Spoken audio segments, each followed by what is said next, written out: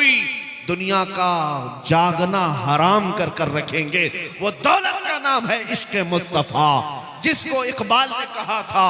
Europe आज भी ये कहता है, ये फाका कश मौत से डरता नहीं, जरा रूह मोहम्मदी इसके बदन से निकाल दो। दुनिया इसी बात की दुश्मन है कि सब लुट गया है, लेकिन नामे मोहम्मद पर मरने का जज्बा अभी तक लुटा नहीं है। इसीलिए तो हम पुकार करके कहते हैं, रसूल पाक सल्लल्लाहु ताला अलैहि वसल्लम के नाम पर लब पर नाते पाक का नगमा कल भी था और आज भी है। अपना सब कुछ गुंबद खजरा कल भी था और आज भी है। बतला दो गुस्ताख नबी को, गैरत सुन्नी जिंदा है, उन पे मर मिटने का जज्बा कल भी था और यही वो जज्बा है, यही वो दौलत है, यही वो कीमत है जो तुम्हें आज तक स्टैंड करके रखी हुई है। अब इसी दौलत को थोड़ा सा और बढ़ाने की जरूरत है। जो चिंगारी तुम्हारे सीनों में जल रही है, ये शोला बनाने की देर है। जिस दिन ये मोहब्बत मुस्तफ़ा का चिराग शोला बनेगा, फिर तुम्हें किसी और ताकत की जरूरत नहीं। तुम्हारा चलना फिरना भी लोगों के लिए दुश्वार बन जाएगा। तुम्हारा रौब अल्लाह ताला दूसरों के ऊपर डाल देगा। इसलिए मेरे अजीजों, नबी पाक सल्लल्लाहु ताला अलैहि वसल्लम की मोहब्बत अगर सच्ची है तो अपने ख्वाहिशात को कुर्बान करो, अपने ख्वाहिशात को कुर्बान करो। तुम्हारी ख्वाहिश गुनाहों के अड्डों पर ले जाना चाहती है, लेकिन मेरे मुस्तफ़ा तुम्हें मदीने की तरफ बुला रहे हैं। और आला हजरत ने ये सबको समझाया था, सूना जंगल रात अंधेरी छाई बदली काली है, सोने वालों जागते रहियो चोरों की रखवाली है। कौन से चोर हैं यहाँ पर, कौन से चोर हैं? वो आला हजरत फरमाते हैं, आंख से काजल साफ चुरा ले, यहाँ वो चोर बला के हैं। तेरी गठरी ताकी है और तूने नींद निकाली है। आंख से काजल चुराते हुए किसी को देखा है आपने? आला हजरत ने इसमें मिसाल देखे कैसे। आंख से काजल चुराने वाले चोर यहां पर हैं। आंख से काजल का मतलब क्या है? एक मोमिन का काजल और सुरमा इश्क मुस्तफा है, मोहब्बत मुस्तफा है, जो सबकी आंखों में लगा हुआ है। और ये इश्क मुस्तफा का सुरमा चुराने वाले चोर मौजूद हैं। और जब ये तुम्हारे आसपास फटक रहे हैं तो गहरी नींद में सोना मुनासिब नहीं है। तुम जागते रहो, जागते रहो। दुनिया की मोहब्बत में फरेफ्ता होने वालों सुनो, आला हजरत फरमाते हैं, शहद दिखाए जहर पिलाए, कातिल डाइन शोहर कुश, इस मुर्दार पे क्या ललचाए, दुनिया देखी भाली है। ये दुनिया का हाल ये है कि दिखाने की चीजें शहद जैसी, और जब खाओगे तो वो जहर है। ये गुनाहों को सजा सजा कर लाती है तुम्हारे पास, और तुम उसको समझते हो फैशन है, ये मॉडर्निज्म है। और जब तुम उसको हुलूल कर जाते हो, ये जहर है जो तुम्हें दोज़ख की तरफ ले जा रहा है। आज गुनाहों के नाम बदले जा चुके हैं। बहुत सारे नौजवान शराब पीते नहीं, शराब नहीं पीते, विस्की पीते नहीं पीते, लेकिन बियर पीते। क्या है मियां, बियर क्या चीज है? कहा वो फ्रूट से बनता है। शराब क्या? शराब पकाने से बनता है, वो भी बहुत सारे फ्रूट से ही बनता है। लोगों को जहन बदलने के लिए नाम बदले गए। जिना का नाम क्लब रख दिया गया, मुजरे करने के लिए, भंगड़ा डालने के लिए बुरे अल्फाज इस्तेमाल किए जाते थे। पहले नचनिया कहते थे, लेकिन अब उसको डांस का नाम दिया जाए, वही फैशन है, वो फैशन है। जुआ खेलने वाले होते थे, उनसे दुनिया बचती थी, लेकिन अब जुएबाज, सट्टेबाज, दुनिया के बड़े बड़े करोड़पति बैटिंग करते हैं। हम क्या काम है? क्रिकेट, फुटबॉल में बैटिंग करना। जुएबाज, गैम्बलर, ये वो लोग हैं जिनके मुतालिक रसूल पाक सल्लल्लाहु ताला अलैहि वसल्लम की अहादीस में सख्त तरीन मजम्मत आई है। सूद खाने वाले, आप ब्याज कहते रहे होंगे, लेकिन अब दुनिया उसको इंटरेस्ट के नाम से, नया लफ्ज फाइनेंस के नाम से खिलाती है। सूद का एक लुकमा खाने वाला, मेरे मुस्तफा फरमाते हैं, खाने काबा के सामने अपनी मां से जिना करने के बराबर। मुसलमानों को इन तमाम चीजों में लाकर डाल दिया गया है। गुनाहों के नाम बदले गए, इसीलिए एक ही बात मैं कह रहा हूं, तवज्जो से सुने, जब तक तुम अपनी ख्वाहिशात को हुजूर की मर्जी के मुताबिक नहीं बनाओगे, ये दुनिया कदम कदम पर तुम्हें जहर पिलाती रहेगी, जहर पिलाती रहेगी। आपको क्या क्या नाम दे दिए गए। बहुत सारे नौजवान सजने संवरने के नाम पर अपना अपना तशख्खुस बिगाड़ लिया, अपनी आइडेंटिटी बदल ली। तुम्हारी दाढ़ियां तो गटर में बह रही हैं, तुम्हारी टोपियां तो छुपी हुई हैं, शर्म आती है। उन दूसरों को देखो, चोटी रखने में शर्म नहीं आती, बालियां पहनने में शर्म नहीं आती, चूड़ियां पहनने में शर्म नहीं आती। नौजवानों की बात कर रहा हूं, कपड़े फाड़ करके पहनने में शर्म नहीं आती, लेकिन मुस्तफ़ा करीम के अखलाक पर अमल करने में शर्म आती है। इंसाफ करो, फिर कौन से मुसलमान हो। जब तक तुम अपने आप को ना बदलोगे, ये हालात नहीं बदलने वाले। कुरान कहता है इन्नल्लाह ला युगय्यिरु मा बिकौमिन हत्ता युगय्यिरु मा बिअनफुसिहिम। बेशक अल्लाह ताला उस वक्त तक किसी कौम की हालत को नहीं बदलता जब तक वो कौम खुद अपनी हालत नहीं बदलती। आज बदलने का वक्त है। शायर ने सच कहा है, जगह जगह के थक चुके हैं तुम्हें यह हंगामे, नशाते लज्जते ख्वाबे गिराम बदल डालो। गलत रवि से मनाजिल का बहुत बढ़ता है, मुसाफिरों रविशे कारवां बदल डालो। मैं आया हूं सिर्फ यहां पर इस बात के लिए कि तुम्हारे घरों में हर पैदा होने वाला बच्चा मेरे मुस्तफ़ा का सिपाही बनकर के निकले, नबी पाक सल्लल्लाहु ताला अलैहि वसल्लम की इज्जत पर पहरा देने वाला बनकर निकले। इतने बड़े अजीम काम के लिए उठने वाला एक बच्चा, जाहिर सी बात है उसे अंदर से और बाहर से पूरा पाक होना होगा, उसकी तरबियत पर पूरी तवज्जो देनी होगी। यहाँ पर जितने हाजिरीन आए, सबसे मैं कहता हूँ, अगर अल्लाह ने एक बेटा दिया है तो मेरे मुस्तफ़ा के नाम पे पालो, उसकी तरबियत करो नामे मोहम्मद लेकर के, और उसे यूं सिखाओ, मैं सो जाऊं या मुस्तफ़ा कहते कहते, खुले आंख मेरी सल्ले अला कहते कहते। जब वो जवान हो जाए फिर देखना दुनिया उसके सामने उंगली उठाने की भी हिम्मत नहीं रख सकती। आज तुमने अपने बच्चों को आवारा कर रखा है, इनको किसी और के गोद के हवाले कर दिया है, इनको तुम ऐरे गैरे के तरबियत में डाल रखे हो। सिर्फ इतनी बात मैं कहने आया हूं, तुम्हारा हर बच्चा मेरे मुस्तफ़ा का सिपाही होना चाहिए। नबी पाक सल्लल्लाहु ताला अलैहि वसल्लम की मोहब्बत में उसकी परवरिश होनी चाहिए। एक माँ का जज्बा देकर मैं अपनी गुफ्तगू को समेटता हूं। तवज्जो, मदीने की खातून है, मदीने की खातून है। जंगे उहद में एक नौजवान शहीद हो गया, जंग में एक नौजवान शहीद हो गया। लोगों ने आकर के उसकी माँ को बताया तुम्हारा बेटा शहीद हो गया, अकलौता बेटा था। अगर हमारी औरतों का कोई एक जवान बेटा दुनिया से चला जाए, पता नहीं वो आसमान सर पर उठा ले। मातम करने लगे, चेहरा नोचने लगे, बाल खोलने लगे। नहीं, मदीने की खातून थी, हिजाब में निकलती है, सीधे उहद के मैदान में आती है, रसूल पाक सल्लल्लाहु अलैहि वसल्लम का दीदार करती है और पूछती है, या रसूल अल्लाह, क्या मुझे इजाजत है मैं अपने बेटे को देख सकूं, मेरे बेटे की लाश देखूं?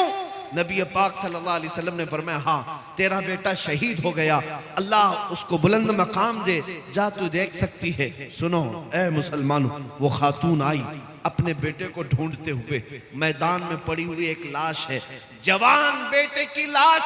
जब माँ देखे तो कलेजा फट जाना चाहिए, लेकिन कमाल है वो मदीने की खातून, सलाम हो उनकी अजमतों और कुर्बानियों पर, अपने बेटे की लाश के करीब आई, जिस्म से जुब्बा हटाया, जिस्म से जुब्बा हटाया और पलटा, पीठ पर हाथ फेरती रही, सीने पर हाथ फेरती रही, फिर जुब्बा सीधा किया, मुस्कुराई और सजदे में गिर गई, सजदे में गिर गई, शुक्र अदा करने लगी। सहाबा वहां खड़े थे, उन्होंने पूछा, है खातून आप ये क्या कर रही हैं? सुनो मदीने की खातून क्या कहती हैं।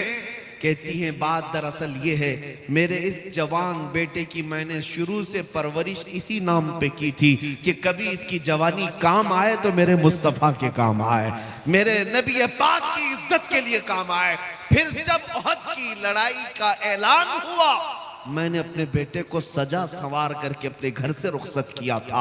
जब मेरा बेटा कल घर से मुझसे रुखसती ले रहा था, मैंने उसको नसीहत के तौर पर एक लफ्ज कहा था, बेटा अगर जंग में सख्तियां आ गई, अगर दुश्मनों की तरफ से बहुत ज्यादा वार होने लगे, तुझे मैं कसम देती हूं, नबी पाक को छोड़कर भागना मत मैदान से, कभी पीठ पीछा करके भागना मत। और अगर तू मैदान से भागते हुए मारा गया, भागते हुए मारा गया, मां कहती है मैं अपना दूध माफ नहीं करूंगी, मैं अपना दूध माफ नहीं करूंगी।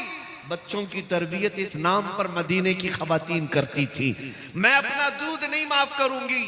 ये खातून कहती है मुझे फिर जब पता चला मेरा बेटा शहीद हो गया, मैं दौड़ती हुई आई देखने के लिए, और मैंने इसका जुब्बा उठाकर जो पीठ पर देखा, यही देखा कि कहीं ये भागते हुए पीठ पीछे से तो नहीं मारा गया, काफिर होने से पीछे से वार करके तो नहीं मारा, ये भागता हुआ तो नहीं मारा गया। मैंने देखा मेरे बेटे की पीठ पर एक भी तीर का निशान नहीं है, जितने निशान है सब इसने सीने पर लिया है। इसी बात पर मैं अल्लाह का शुक्र अदा करते हुए सजदा रेज़ हुई। वो कैसी खवातीन थी, अपना लाल और अपना जिगर दे भी दिया, लेकिन ये देखा कि मेरे मुस्तफा की खिदमत में पूरा उतरा भी है या नहीं उतरा। मेरे अजीजों, बच्चों की तरबियत मदीने वाले यूं किया करते थे। इसलिए मदीना छोटा जरूर था, लेकिन कैसर और किसरा की फौजें भी मदीने के नाम से थरथराती थी, खौफ से डरती थी। क्यों? मदीने तैयबा में पलने वाले छोटे बच्चे भी बड़े बड़े बादशाहों को आंख दिखाने के काबिल थे, उनकी परवरिशें थी इस तरह। ऐ अजीज कौम के गयूर नौजवानों, आज मैं इतना मैसेज देकर के जाता हूं, आज के जो हालात बिगड़ते जा रहे हैं उसकी वजह यही है। जाहिर सी बात है, जब तुम सोने लग जाओगे तो कुत्ते राज करना शुरू कर देंगे, तुम्हारा चलना फिरना जारी रहेगा तो कुत्ते अपनी अपनी जगहों पर जाएंगे। आज ये तमाम हालात के बदलने की वजह यही है, हमने अपने हाथों अपनी बहुत सारी खराबियां की हैं, अपने हाथों अपनी बर्बादियां शुरू की हैं। इन्हें कौन समझाए नौजवानों को कि तुम्हारा दीन कितना पाकीज़ा है, कितना खूबसूरत है, इससे बेहतर इज्जत तुम्हें कहीं नहीं मिल सकती। मुस्तफा करीम के कदमों में जो इज्जत है वो फरिश्ते भी उसकी इज्जत करते हैं, लेकिन तुम कहां ढूंढने निकले? बॉलीवुड में, हॉलीवुड में, और तुम सीरियल्स में, टीवी चैनल्स में देखने पर चल पड़े। जब कौम अपना तशख्खुस और अपनी आइडेंटिटी छोड़ देती है तो वो लोगों की ठोकरों पर आ जाती है। हमारी अपनी रिवायात बरकरार रखना हमें जरूरी है। आ जाओ मेरे मुस्तफ़ा के अखलाक पर। आज जो हालात बदले हैं, सिर्फ थोड़ी बेदारी की जरूरत है। मुझे पता है उन पाखंडियों की कोई हैसियत ही नहीं जो अपने गुफे में बैठकर भौंक तो सकते हैं, लेकिन कभी किसी मोहम्मद अरबी के शेर का मुकाबला कर ही नहीं सकते। इतनी बात तय है, याद से नहीं तारीख से साबित है। नबी पाक सल्लल्लाहु ताला अलैहि वसल्लम की निस्बत जिस गुलाम से है, कुत्ते उसका मुकाबला नहीं करते। और ये बात भी मैं बता दूं, हा हू बहुत हो रहा होगा, दुनिया वाले बहुत कुछ बड़े बड़े बुलंद बांग दावे कर रहे होंगे, लेकिन इतनी बात जरूर है, बहुत सारे कीड़ों की आवाज से और कुत्तों की आवाज से इनकलाब नहीं आता। एक शेर भी अगर दहाड़े तो पूरे मैदान में इनकलाब आता है। बड़ी बड़ी उन आवाजों की तरफ हमें तवज्जो करने की जरूरत नहीं। हमने देखा है आज एहसास सिर्फ इस बात का हो रहा है कि हमें छेड़ने वाले लोग खुले आम आजाद हो गए, वरना इतनी मजाल नहीं थी कि मेरे नबी तक उंगली पहुंच जाए, कुरान तक पहुंच जाए, इस्लाम तक पहुंच जाए। होना तो कुछ नहीं, ना हुजूर की शान में एक नुक्ता फर्क आ सकता है, ना कलामे खुदा कुरान मुकद्दस का एक नुक्ता बदला जा सकता है, कुछ नहीं होगा। लेकिन शर्म की बात यह है कि हमारी जिंदगी में उन तक हाथ कैसे गया, इस बात का अफसोस है। बाकी कुरान के मिटाए जाने का या रसूल पाक की इज्जत का सवाल ही नहीं बनता, क्योंकि आला हजरत ने फरमाया तू घटाए से किसी के न घटा है न घटेगा। या रसूल अल्लाह, जब बढ़ाए तुझे अल्लाह ताला तेरा, मिट गए मिटते हैं मिट जाएंगे, आधा तेरे न मिटा है न मिटेगा कभी, चर्चा तेरा रहेगा यूं ही उनका चर्चा रहेगा। पड़े खाक हो जाए जल जाने वाले, नबी पाक सल्लल्लाहु ताला अलैहि वसल्लम की इज्जत पर कोई आंच नहीं आ सकती। कुरान पाक का एक नुक्ता नहीं बदल सकता। हमने अपनी जिंदगी में भी नहीं देखा वो राफजी कुत्ता जो दीन बदलने निकला, इस्लाम बदलने निकला, कुरान को बदलने निकला। हालत ऐसी हो गई कि घर का, वो क्या कहते, धोबी का कुत्ता, ना घर का ना घाट का। आज यही हालत हो गई, ना इधर का रहा ना उधर का रहा, बीच सड़क में पड़ा रहा। अब तो ऐसे ऐसे स्टेटमेंट आते हैं उसके, जान का खतरा है, मैं जान का खतरा है। ये जिल्लत तो अभी दुनिया में देखनी है, आखिरत की बाकी है। सच फरमाया इमाम इश्क व मोहब्बत ने, या रसूल अल्लाह जो तेरे दर से यार फिरते हैं, दर बदर यूं ही खार फिरते हैं, दर बदर यूं ही खार फिरते हैं। जो हुजूर पाक को छोड़ता है वो जिल्लतों का शिकार होता ही है, होना कुछ नहीं है। जो जो हुजूर की तरफ उंगली उठाते रहे वो सब कीड़े फना हो जाएंगे, सब कीड़े फना हो जाएंगे, बरसाती मौसम के कीड़े। लेकिन मेरे मुस्तफ़ा करीम की शान जैसी थी वैसी ही बाकी रहनी है। बल्कि कुरान उनके मुतालिक कहता है, वलल आखिरतु खैरुल लक मिनल ऊला। ऐ रसूल, हर आने वाली घड़ी आपकी पिछली घड़ी से बेहतर है। आपकी शान बुलंद होती ही जाएगी सुबह क़यामत तक।